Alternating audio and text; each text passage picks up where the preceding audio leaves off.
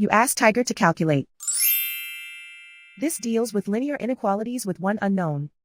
The final result is x smaller than -3. Let's solve it step by step. Group all constants on the right side of the inequality.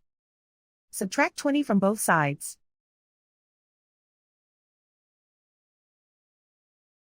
Simplify the arithmetic.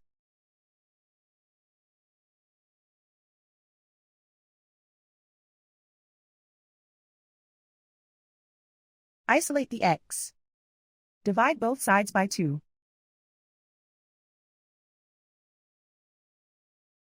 Simplify the fraction.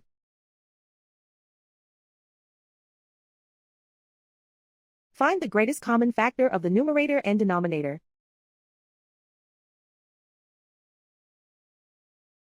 Factor out and cancel the greatest common factor.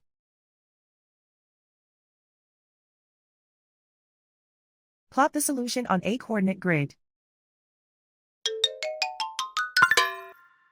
And so the final result is x smaller than -3.